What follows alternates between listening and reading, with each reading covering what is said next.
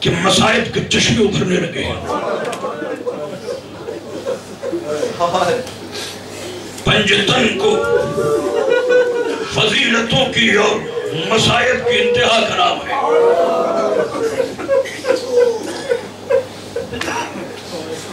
ساتھ میں ایک بچی بھی تھی جس کا نام زینب تھا.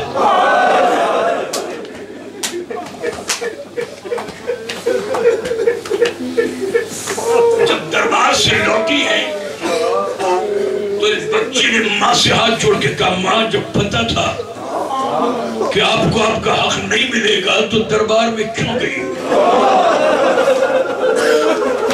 سینے سے لگا کے بطول نے جملہ کہا زینب سب کہتے ہیں منظور ہے مگر تو نہ کہے، اس لیے میں گئی تو میرے سر پہ چادر تھی دربار میں. توجہ چاہا تھا. میں گئی تو میرے گھر میں میرے سر پہ چادر تھی مگر سیدہ زینب جب تو دربار میں جائے گی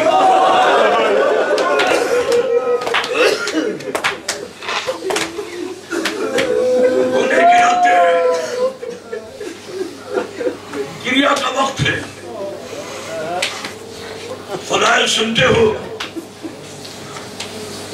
1.5-2 گھنٹے کا پتہ نہیں چلتا. آج 4 محرم ہو چکی ہے. 4 پلوں کی طرح 4 دن گزر گئے. آج کی شب پتہ ہے ساری دنیا میں کس کے مصائب پڑے جاتے ہیں. بچپن کے دوست حبیب ابن مظاہر. ہماری وفا بھی یہی ہے کہ ہم صرف حسین کے بھائی اور بیٹے کا ماتم نہیں کرتے، حسین کے بچپن کا دوست. ساری دنیا میں یہی مصائب ہے. آج حبیب ابن مظاہر جس کو خط بھیجا ہے کربلا پہنچ کر تو اس میں لکھا ہے من الحسین ابن علی الى المعتمد الفقی الرجل. میں فقی الرجل جو میرا معتمد ہے اس کی جانب بھیج رہا ہوں میں حسین ابن علی خط. قاصد گھوڑے کو سر پر پھگاتا ہوا بطول کے سید بیٹے کا خط لے کر معلوم ہے کب پہنچا جب بچپن کا دوست حبیب ابن مظاہر کوفے کے بازار سے خضاب خرید رہا تھا.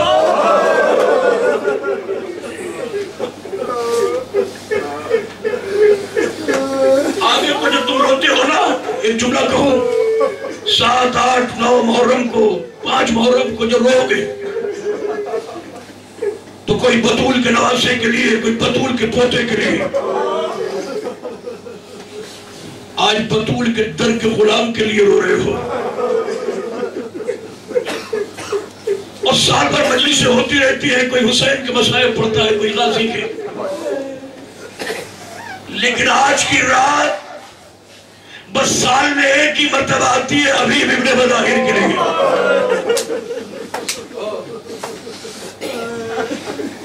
اس لیے کہ غلام کو شکوہ نہ رہ جائے کہ آقا کے رونے والے اتنے تھے میں غلام تھا.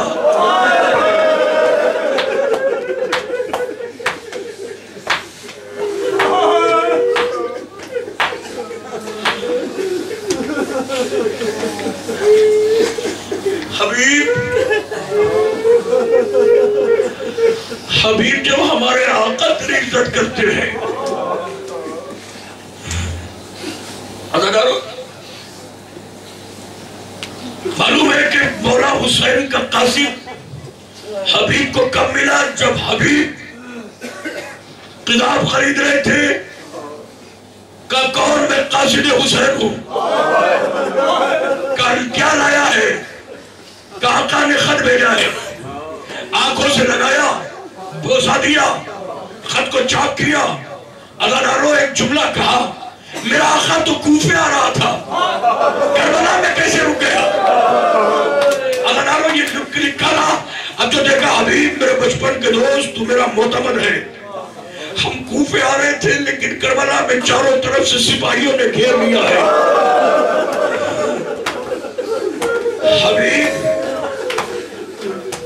حبیب جملہ سنو گے کیسے کلیجے سے نکالو، حبیب آج تو ہم کوفے رہے تھے مگر چاروں طرف سے ہم گھر گئے۔ حبیب ہو سکے تو ہمارے پاس آ جاؤ۔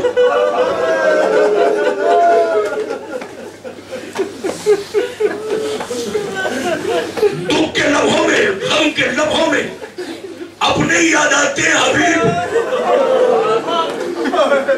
چند سطریں لکھ کے قیامت کی سطر تھی جس نے حبیب کا کلیجہ پھاڑ دیا۔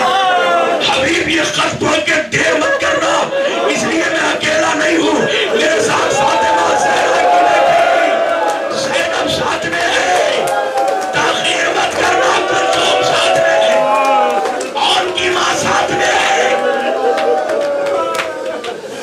ہاں عزادارو، حبیب نے خضاب پھینکا، کہا یہ ریش حسین کی محبت میں خون ستر ہو گئی۔ حبیب گھر پہنچا، گھر پہنچنے کے بعد زوجہ نے معلوم کیا حبیب کی، حبیب بڑے پریشان نظر آتے ہو، کیا ہوا؟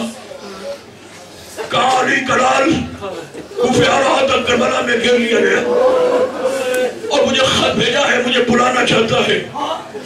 تو ایک مرتبہ حبیب کی زوجہ نے جملہ کہا ہے، حبیب ابن مظاہر تو میرے شریک زندگی ہے، مجھے بتا تیرا خیال کیا ہے؟ ایک جملہ کہا، میں جا کے کیا کروں گا؟ جو حشر سیدہ زہرا کے لال کا ہوگا وہی انجام میرا ہوگا۔ یہ سننے کے بعد حبیب کی زوجہ نے ہاتھوں کی چوڑیاں اتارنی شروع کی، آواز دیے حبیب مجھے اجازت دے، میں زہرا کے بیٹے کے مدد کے لیے جا رہی ہوں۔ ارے یہ چوڑیاں پہن لے، بطول کا بیٹا بلا رہا ہے اور تو تلفظ کر رہا ہے۔ ایک مرتبہ حبیب نے سلام کیا کہ میں نے تیری آزمائش کے لیے یہ جملہ کہا تھا، عزادارو خدا حافظ کر کے نادر علی پڑھ کے حبیب گھر سے نکلے۔ اب جو گھر سے نکلے جہاں حبیب کا گھوڑا بندھا ہوا تھا تو حبیب کا غلام حبیب کے گھوڑے کی گردن میں باہیں ڈال کے کہہ رہا تھا، اگر میرے آقا نے ذرا دیر کی تو تجھے قسم ہے میری ساری زندگی کی خدمت کی، اے عزب با وفا مجھے بطول کے بیٹوں کی مدد کرنے کے لیے کربلا لے چلنا۔ حبیب نے غلام کو آزاد کیا، گھوڑے پہ بیٹھے۔ عزادارو جیسے ہی حبیب کو سامنے سے دیکھا کہ کوفے سے کوئی شیر کی طرح گھوڑے پہ سر پر بھگاتا ہوا چلا رہا ہے، ایک مرتبہ حسین نے عباس کا ہاتھ پکڑا، میرا مہمان آ گیا، میرا بھائی آ گیا۔ عزادارو حبیب کا استقبال سینے سے لگا کے کیا۔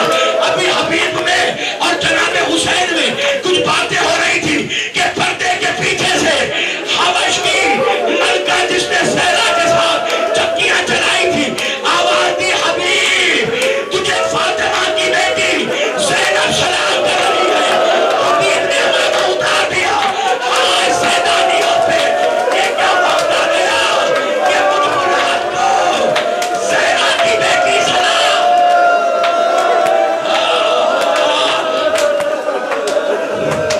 وہ مولا تمہاری عبادت کو قبول کرے اور تمہارے پرسے کے ایک لمحے کو، ایک ایک آنسو کو، ایک ایک جملے کو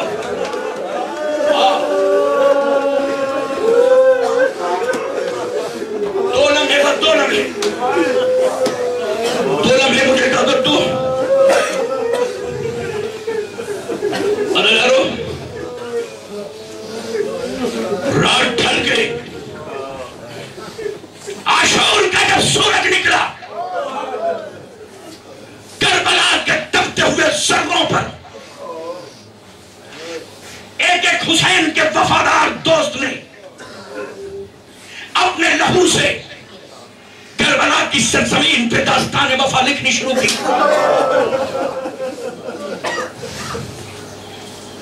حبیب نے اجازت مانگی، جان شہادت نوش بھی فرمایا، نہیں نوا پڑھتا، نہیں بتا بیان کرتا جو حسین نے حبیب کے لیے کہا۔ شام غریبہ کے بعد 11 محرم کو جب سیدانیوں کے سروں سے چادر چھن گئی،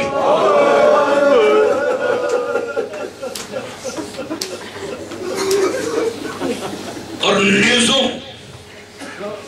اگر مصائب کا جملہ کو یہ ضروری تھوڑی ہے کہ شہادت پڑھوں، اگر ایک جملہ پڑھ دوں تو میں سمجھتا ہوں کہ آج کے مصائب کا حق ادا ہو گیا۔ 18 سورجوں کا قافلہ جب نیزوں پہ چڑھ کے چلا، 18 سورجوں کا قافلہ جب نیزوں پہ چڑھ کے چلا تو ایک وفادار کا گلا نیزے پہ نہیں ٹکتا تھا،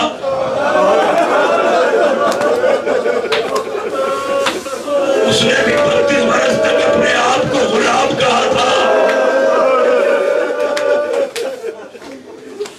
کیونکہ اگر نیزے پہ چڑھتا تو کہیں اپنی بھتیجی کے چہرے پہ پڑے ہوئے شمر کے تماچوں کے نشان،